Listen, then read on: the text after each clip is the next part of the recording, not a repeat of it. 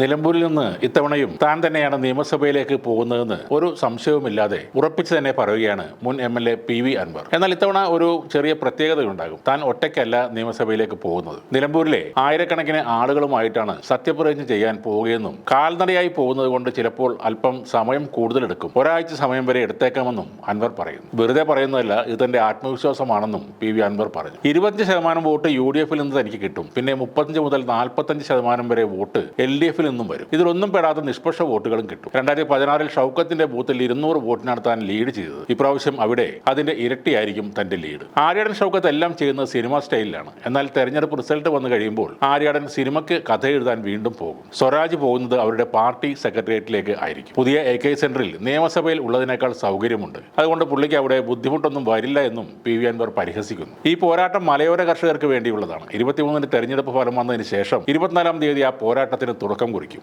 ഞങ്ങൾ RS-ഉമായി കൂട്ടുകൂടിയിട്ടുണ്ട്, ഇനിയും കൂടും എന്നാണ് CPM പറയുന്നത്. വിവാദമായാൽ എന്താണ് പ്രശ്നമെന്ന് ചോദിക്കും. വൈകുന്നേരമായപ്പോൾ മലക്കം മറിഞ്ഞു. ഇവർ പറയുന്നത് പച്ചയായ വർഗീയതയാണെന്നും അൻവർ പറഞ്ഞു. ഇപ്പോൾ CPM എന്നത് തീർത്തും ഒരു മുതലാളി പാർട്ടിയായി മാറി. അംബാനിയും അദാനിയുമാണ് അവരുടെ പുതിയ പാർട്ട്ണർമാർ. മതവർഗീയത പറഞ്ഞ് വോട്ട് പിടിക്കുന്ന നിലയിലേക്ക് പാർട്ടിയെ എത്തിച്ചതാണ് പിണറായിസം കൊണ്ടുണ്ടായ ഏക ഗുണമെന്നും PV അൻവർ കുറ്റപ്പെടുത്തുന്നു. മുണ്ടൂരിൽ കുമാരൻ എന്ന ആളെ ആന ചവിട്ടിക്കൊന്നു. ഇന്ന് വോട്ട് ചെയ്യുന്ന ആൾ നാളെ ജീവിച്ചിരിക്കുമോ എന്ന അവസ്ഥയാണ് ഇപ്പോഴുള്ളത്. മനുഷ്യനെയും മൃഗങ്ങളെയും വേർതിരിക്കാൻ ഒരു വേലി കെട്ടിത്തരണം എന്നാണ് ഈ സർക്കാരിനോട് പറയുന്നത്. അല്ലാതെ അമ്പിളിമാമനെ പിടിച്ചു തരണം എന്നൊന്നും പറയുന്നില്ല. മരുമകന് റീലുണ്ടാക്കാൻ 10 ലക്ഷം ചെലവാക്കുന്നുണ്ട്. ആന മനുഷ്യനെ ചവിട്ടിക്കൊന്നാൽ കൊടുക്കുന്നതും 10 ലക്ഷം തന്നെയാണ്. ഈ ജാതി സഖാക്കളെ നിലമ്പൂരുകാർ ആട്ടിവിടും. 75,000 വോട്ട് പിടിക്കുമെന്നാണ് താൻ നേരത്തെ പറഞ്ഞത്. എന്നാൽ ഇന്നലത്തോടെ മനസ്സിലായത് ഇത് 75,000-ത്തിലൊന്നും നിൽക്കില്ല എന്നാണെന്നും അൻവർ പറയുന്നു. PV അൻവർ നേരത്തെയും ആവേശത്തിന് പലതും വിളിച്ചു പറഞ്ഞിട്ടുണ്ട്. എന്നാൽ ആ പറഞ്ഞൊന്നും നടന്നിട്ടുമില്ല. മാത്രവുമല്ല, അതൊക്കെ അൻവറിന് പിന്നീട് തിരിച്ചടിയായി മാറുകയും ചെയ്തു. ഇടത് സൈബർ പോരാളികളുടെ കടന്നൽ രാജ എന്നറിയപ്പെട്ടിരുന്ന അൻവർ പിന്നീട് പാർട്ടിയിൽ വെറുക്കപ്പെട്ടവനായി മാറി. പാർട്ടിക്ക് ഒന്നും അല്ലാത്തവനായി മാറി. ഈ നിലമ്പൂർ ഇലക്ഷൻ റിസൾട്ട് വരുന്നതോടെ അൻവർക്ക്